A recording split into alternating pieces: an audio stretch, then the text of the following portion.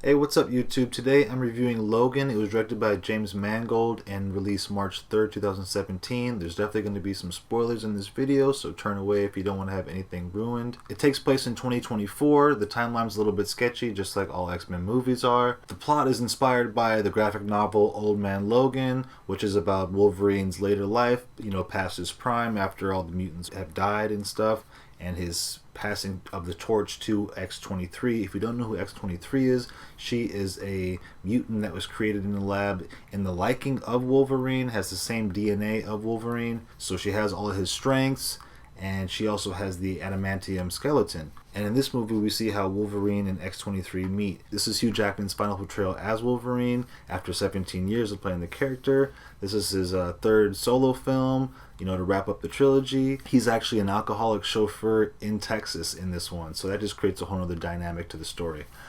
First off, my dislikes. The runtime was a little bit long, but I didn't really mind it because this is his last film as Wolverine, so it could have been 3.5 hours and I'd be cool with it, because it was one of those films where you kind of didn't want it to end.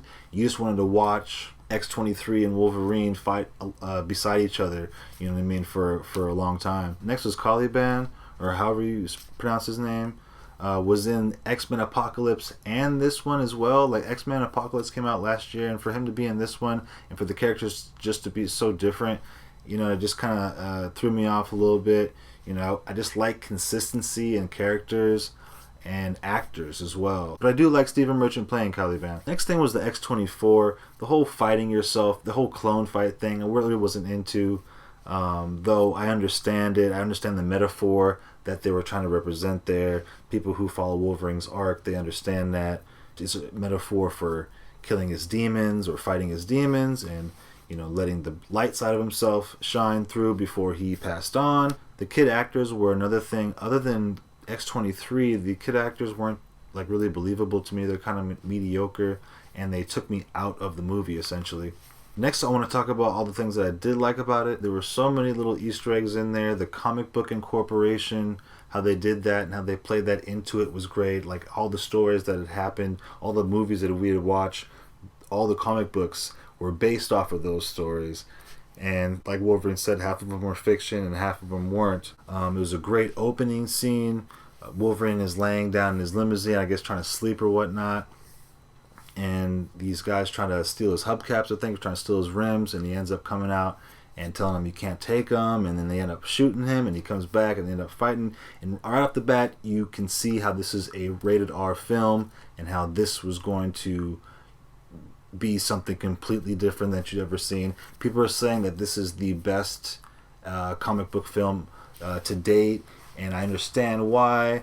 I'm fully for it. I'm fully for the R-rated films. I think everybody needs to take heed of this. Everybody needs to pay attention, all the producers and whatnot, of what's going on with these X-Men films. Like Deadpool and the Wolverine film were both rated R, and then they're killing it in the theaters. For X-Men films moving forward, this is definitely the blueprint. Deadpool is definitely a good blueprint as well. I support that. There was a lot of heart in this film, and the score definitely captured it in many of the scenes. The scene where Laura / X-23 first shows her abilities, and Wolverine sees that and realizes that they are alike. That was a pretty strong scene as well. The fact that X-23 didn't talk to the very end, that was really cool and different. I feel like they played that really well. Professor X's burial scene was also emotional, and not exactly because it was his funeral, but more or less you get to finally see Logan's vulnerability. You know what I mean? He plays such a hard ass the whole film. He never lets anybody in, and you finally get to see him feel something, you know what I mean, and feel vulnerable for a second. The next thing I liked about it was Laura, X-23. She just kicked ass throughout this whole movie.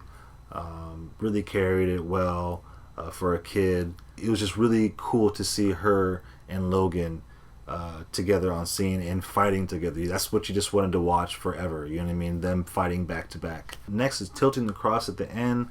When Logan dies at the end, they have a cross over his grave, and when they walk away, Laura takes the cross and turns it to the side, so it turns into an X, representing the X-Men.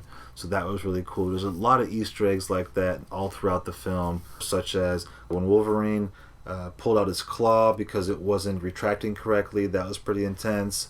All of Professor X's seizures, Professor X would have these seizures where he couldn't control his ability, and it would affect everybody around, even regular people. It was like this earthquake type of effect, and it almost and for the mutants it was like they couldn't breathe almost. And there were these scenes where Wolverine had to travel through this. It was almost like this paralyzing slow motion thing that you just kind of have to see. It was done really well. The villain was also good. The Cyborg villain team was really cool.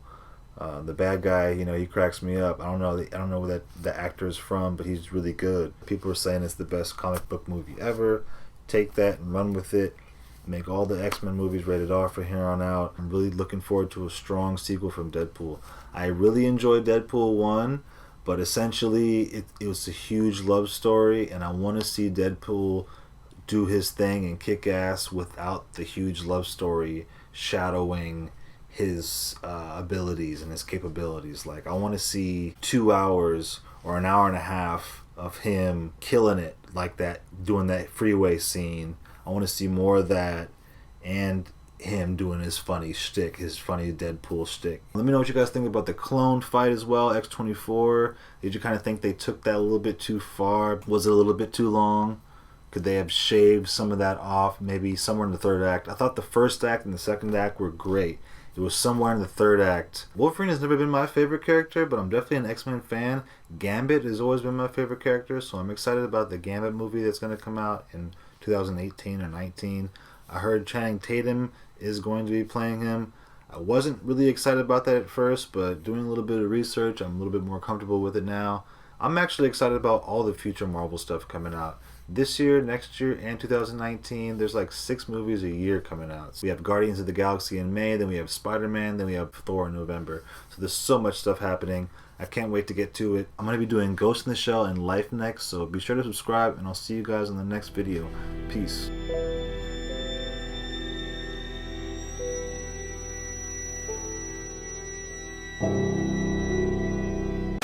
He probably wouldn't be dead if it was Logan.